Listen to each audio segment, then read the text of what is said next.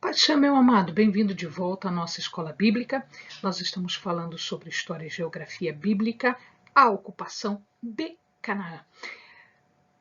Pega sua Bíblia, pega seu caderno de estudos, ore ao Senhor, pede a Ele discernimento, entendimento, conhecimento, sabedoria, para que nós possamos entender dos seus mistérios. Pede a Ele proteção, para que nós possamos entender, estudar, compreender os seus mistérios. Vamos para a conquista de Jericó? Muito bem, então nós já vimos que o povo entrou na terra através do rio Jordão e agora ele está de frente a Jericó. Como vai acontecer isso? Muito bem, Jericó é uma grande cidade. É a maior cidade daquela região. É uma importante cidade. Até hoje ela tem a sua importância. Mas naquela época ela tinha ainda maior importância. Né? Alguns autores não têm certeza absoluta da origem do nome Jericó, o Jericó.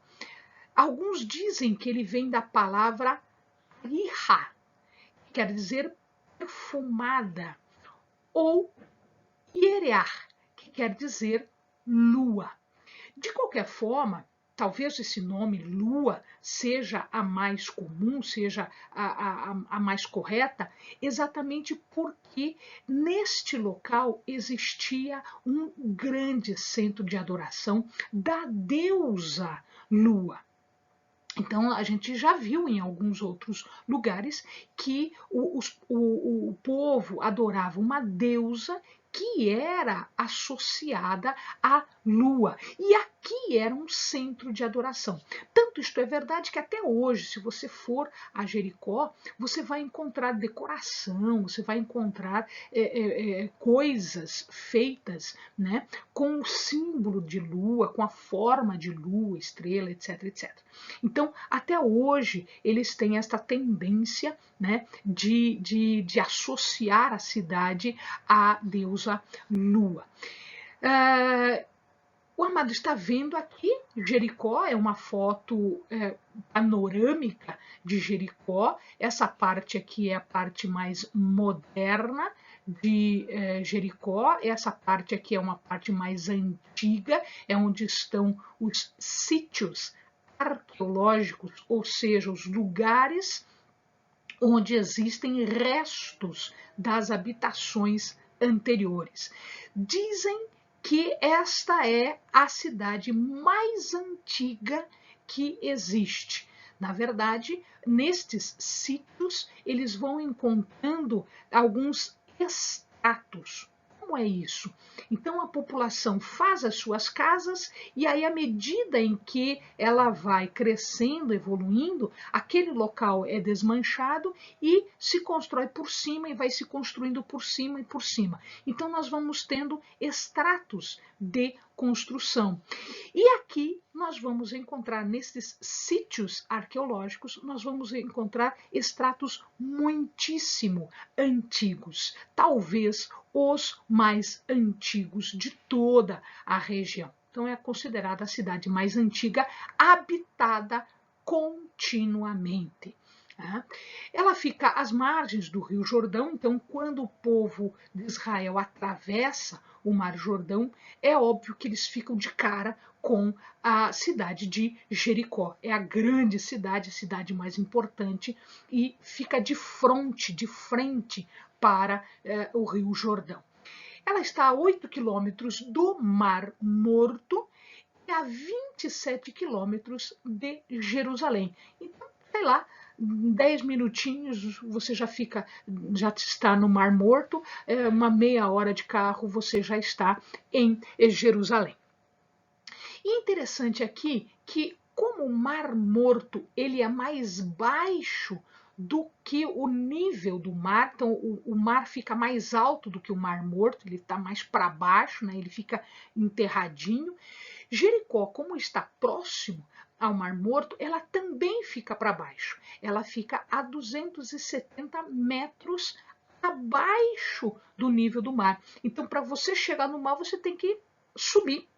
para depois atravessar a planície, para depois chegar no mar. Mas o mar fica mais alto do que Jericó. Bom, como é que eu vou conquistar uma cidade grande? Como é que eu vou conquistar uma cidade enorme, uma cidade da fama de Jericó? Não era fácil. Não era fácil. Um exército que não tinha canhão, que não tinha armas poderosas de guerra, não tinha carros de guerra, como é que eles vão fazer isso? Como é que eles vão conquistar uma cidade que é muito protegida? E ela era, efetivamente, como ela era importante, ela precisava ser protegida. Né? Então, nestes locais de escavação arqueológica, o que se encontram eram restos de muros. Então, nós sabemos que a Jericó da época de Josué, ela tinha 2 muros, um do ladinho do outro, para a proteção total. O primeiro muro tinha 2 metros de largura. Gente, 2 metros de largura é um muro bastante respeitável e que fazia proteção, óbvio, da cidade. Mas não era o único muro. E tinha um vão, então 2 metros de largura, depois tinha um vão de 5 metros, onde o exército se postava, onde poderia haver proteção também de guerra, e depois um muro com 4 metros de largura. Então, só de muro nós vamos ter 6 metros. 6 metros de pedra, 6 metros de tijolo, 6 metros de construção protegendo a cidade. E era baixinho, Eleni? Não, ele tinha 10 metros de altura. Então, se nós somarmos tudo, vai ficar um muro entre o primeiro muro e o segundo muro, mais o vão, eu tenho 2, 5 e 4. Então, eu tenho aqui 6 metros, mais os 5 metros do meio, eu tenho 11 metros de largura para vencer, para entrar na cidade. E 10 metros de altura para vencer, para entrar na cidade. Era muita coisa. Como é que eu vou conquistar um lugar como esse? Como é que eu vou conquistar uma estrutura de proteção como essa? Deus deu uma estratégia bastante diferente.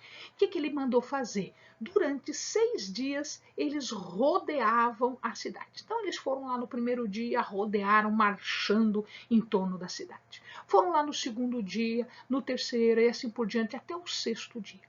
No 7º dia, o que eles fizeram? Eles fizeram os sacerdotes com trombetas, tocando trombetas, eles fizeram 7 vezes rodeando a cidade. Então, eles fizeram barulho durante 7 vezes.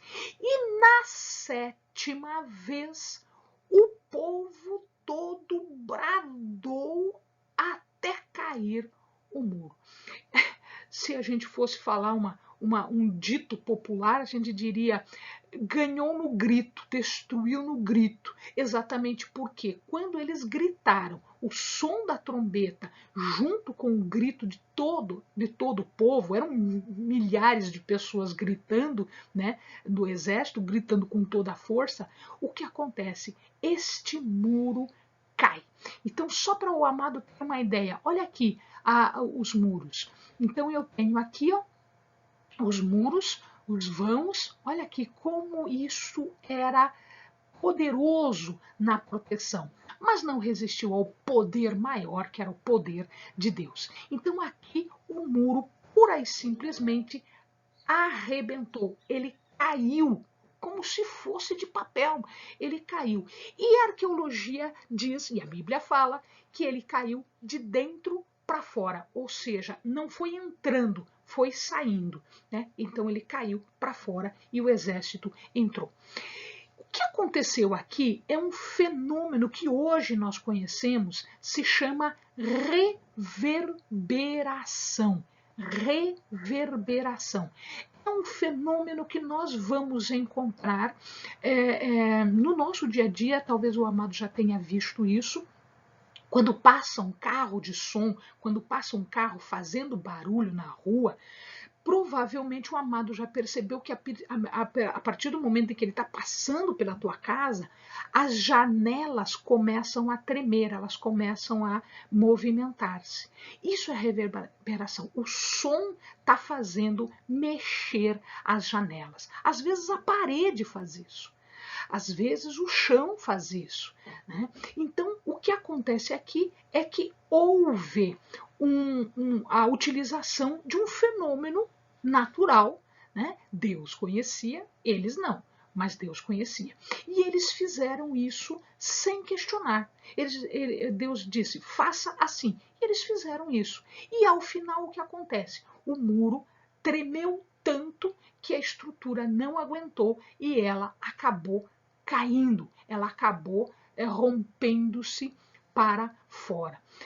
Isso acontece, inclusive, nos nossos dias. O exército não passa marchando por uma ponte. Se ele começar a marchar por uma ponte, a ponte cai, né? Então, essa é a lógica da reverberação, é essa estrutura tremendo. E aí Deus determina e eles, sem questionar, eles fizeram isso. Deus condena a cidade toda. A cidade é considerada anátema, condenada. Por quê? Porque agora o que nós vamos ver é que esta cidade está simbolizando um pecado. Ela está simbolizando o pecado dos cananeus. Ela está simbolizando toda a iniquidade, toda a perversão, toda a crueldade, toda a idolatria, prostituição, violência que os cananeus demonstravam.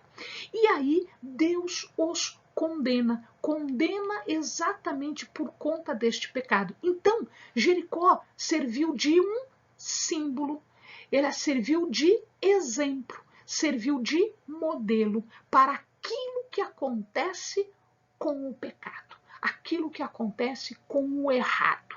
É o juízo de Deus contra o errado e o pecado. Então, Jericó estava simbolizando o destino do pecador, o destino das nações pecadoras. Tudo deveria ser destruído. E tudo foi destruído, menos Raabe e a sua família. Por quê? Porque Raabe já havia se colocado do lado de Deus. Ela já havia tomado a sua posição para o lado de Deus. E Deus a acolhe. Então ela é acolhida agora para o povo de Deus, para os israelitas. E aí nós temos a sua descendência chegando inclusive até Jesus. Entretanto, aconteceu uma coisa muito ruim aqui. O que aconteceu? Um dos soldados, ele não observou a condenação, ele não observou o mandamento de Deus. Então veja, enquanto nós temos obediência ao mandamento de Deus, nós temos sucesso, nós temos destruição de Jericó, nós temos a queda dos muros de Jericó. Entretanto, depois, ao final, Acã acaba tomando para si algumas coisas e ele não destrói essas coisas, ele esconde, ele rouba estas coisas. E isso era um pecado, porque foi contra a palavra de Deus naquele momento, né, de destruição total de Jericó. O resultado disso foi que a próxima batalha em Ai, que nós vamos ver, não deu certo. Eles perderam a batalha em Ai.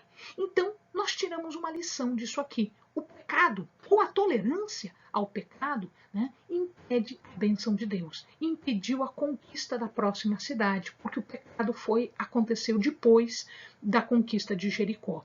E antes da conquista de Ai. Então, não aconteceu a conquista porque havia pecado. Havia uma violação por parte de Acã. O pecado nos expõe, o pecado nos deixa nas mãos, no poder de Satanás. Deus não pode fazer nada se nós estamos em pecado, porque nós estamos violando a sua regra. Toda vez que nós obedecemos, nós temos bênção. Os muros caem, a cidade é conquistada. Mas toda vez que nós desobedecemos, nós estamos expostos ao poder de Satanás. Amém, amados? Bons estudos.